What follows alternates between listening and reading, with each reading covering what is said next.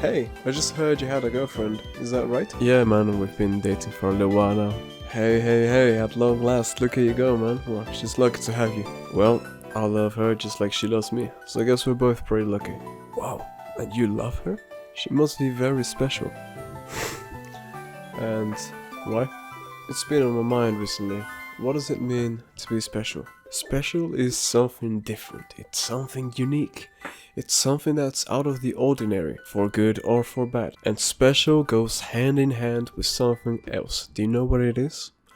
Uncertainty. What we look for in love is stability, it's certainty, it's a relationship that we can build, that we can foster, that we can cherish. And funnily enough, we mostly aim and seek to find something special, but special will not give us that. What special will give us will be excitement, a bit of hot fuck, you know, a bit of this, a bit of that, a bit of toxicity and a bit of different from the routine. Do you know what that is? That is drugs. That is a plain drug. It's no longer about love. It's about satisfying that dopamine receptor that you have for an adventure, for toxicity, and etc.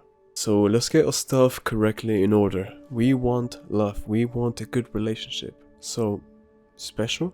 Is that correct? I'm going to speak for all of us for a moment. When we want a love, when we want to experience that, we want to experience a world that becomes more colorful. We want to experience grandiosity. We want to experience the waves of the ocean clashing. We want to experience the rainbow. We want to experience a flower field. We want to experience ethereal beauty within.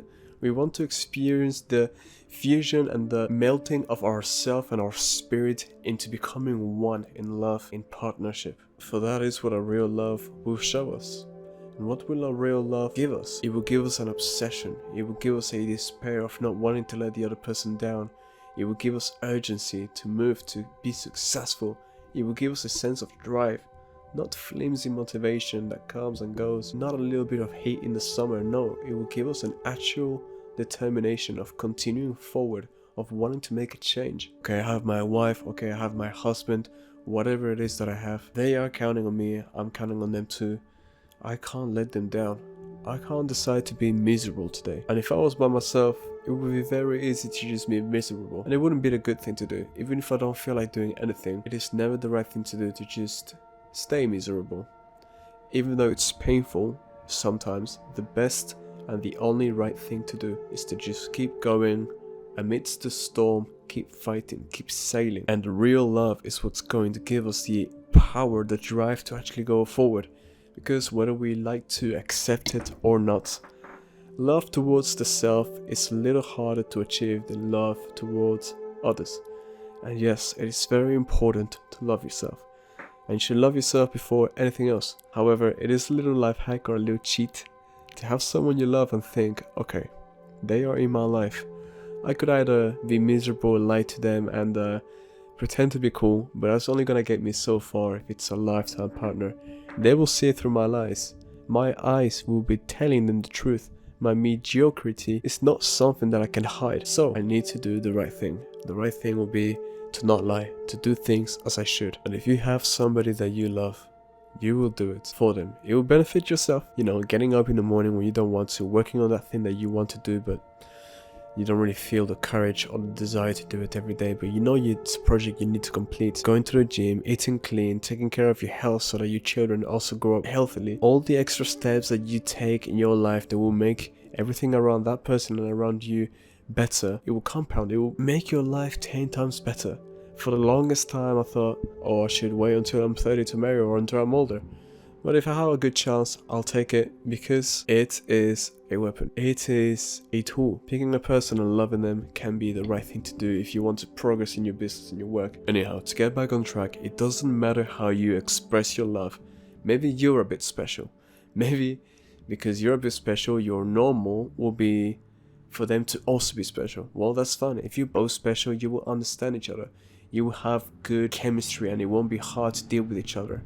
And just because you are different in your loving, it doesn't mean that it's how you should present it to the world, right? For example, if you're gay, it doesn't mean go show the whole world that you're gay, right? Like, keep it to yourself. Why? Because you're bound to be criticized by society. Look, it's how we are. We judge everyone else, and we won't feel the freedom to be ourselves. And plus, it's love we're talking about. It's something that should be private. It's between you and that person. It's exclusive. And don't hope for them to change your life. It is up to you to make your own life better. But what love does to a person is enhances the experience. Instead of motivation, you may have drive instead. Instead of feeling happy, you may feel super happy. They are an enhancer of what you currently have, and they work as fuel for you to work for your passion, for your desire and your goals and ambitions in life. It may be around that person, your partner, or it may be around your overall purpose. Whatever it is, it will fuel and enhance your experience and your lifestyle for it, because love is one of the most powerful things in the world. And look, this goes beyond settling down for anything. If you really think about it, we've never cared about any of the vain shit about, oh, I want a girl that's got, or a man that's got so many followers on TikTok, or whatever the fuck you use. It's not about, oh, I want them to have a six-pack. These are all additions maybe, or additional things that are kind of cool or good for you. I want them to be able to play the instruments, or I want them to have something about them.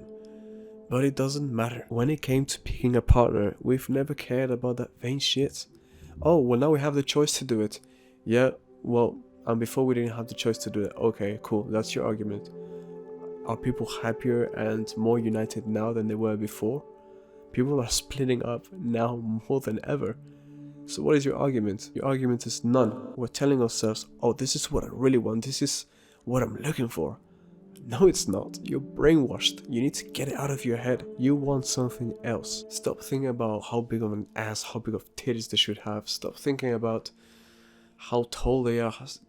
Look, it's not about them moving your genitals. It's about them moving your heart with their words, with their gaze, with their gentle touch, with their gentle tone. Maybe their movements are so delicate or so strong, and it just turns you on like a motor. It's like, wow, God, I want to make love to her. I want to embrace her. I want to take her, make her my wife or husband. I want to have children with her. I want to do so many things with this person and see the world by their side. It's not, damn, look how she's throwing it back. That shit buzzing though. Ah, come on, brother. The same thing happened with a colleague of mine. We were working together and I said, oh, there's somebody that I love at the moment. It was kind of half true, half not, but it was just to kind of like make clear that, you know, I was not interested. Because she's a bit of a tease, whatnot, she says to me, wow, she must be very lucky or very special to have Lazarus's love. Bro, I can't say my own name, I don't know why. I stopped for a minute and I say to her, why? Why must she be special? I'm not special. Why should she be special? And then there's people that say, oh, but you are special. You're a polyglot. You have a six-pack. You blah. You're strong. This, that. Bro, that special. What are you talking about? These are just vanities. No one cares about any of this. Well, actually, sorry. Let me correct that. Yes, people care, but it is not what you should care about when picking a partner. Picking a partner is about picking in character and devotion and their faith. Well, for me, faith. But if you're not religious, then it's about picking a person of character. I want to give a fun little metaphor before finishing the video. Alright, let's say that you have a ready-made meal, right? And then you have ingredients separately. You eat the ready-made meal and you're like, damn, this is nice, it's tasty. And you know, you enjoy it. The problem with the ready-made meal is that you don't know what's in it. Yeah, it's got a list in its ingredient section, but you can't really trust that. You have no idea of what happened to it when it went through the factory, through the packaging, through everything. With the ready-made food, the thing is you can't sustain it or eat it forever because it's not that healthy.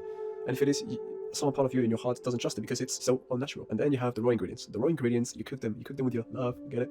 And you cook them with care and gentleness. What happens? Well, if you cook it right, you can taste the authenticity, you can taste the healthiness, you can taste how delicious it is, and you can have it forever. It is not unhealthy and it is not bad for you. So, as you can see, one dish is already special and you're already eating from it, eating that love, if you wanted to put into words. And the raw ingredients are made special. You have two people and they're not special or anything, but together they make that special thing.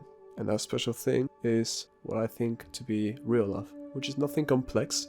It's something actually quite normal and natural, but people don't like to do normal and natural anymore. They deviate from that path. Please, please, please lower your standard. Do not look and promote people being more promiscuous. Do not promote people having, I don't know, crazy bodies and obsessing over their own bodies. Because what you're doing is you're reinforcing hoes to be hoes, and you're getting rid of girls that are good girls because they think, oh, my behavior, my patience, and my dedication is not being served or not being recognized. And we all want some recognition, so give the girls that recognition. All the men that are also working hard on their goals, but right now they may not be as interesting as that guy at the club that's like good at spitting game. And look, if there's little flaws in the person, or big flaws, maybe they're fat, maybe they're skinny, who cares? Go to the gym with them. If you look beyond their physical attributes and you focus on what they have inside, the rest can be healed. A person that's fat can lose weight and can get into shape, and a person that's skinny can be made, muscular, or can put on weight. And God has not created an ugly being. So if they go back to factory settings, normal, not fat, not skinny, then I'm sure if they take good care of themselves, they will be healthy too. You don't have to worry about having the baddest bitch or whatever the fuck you want. Anyhow, that's all for today. Let's try to be 1% better every day. Today was a bit of a rant, but it does have an important message which I wanted to talk about. So, much love.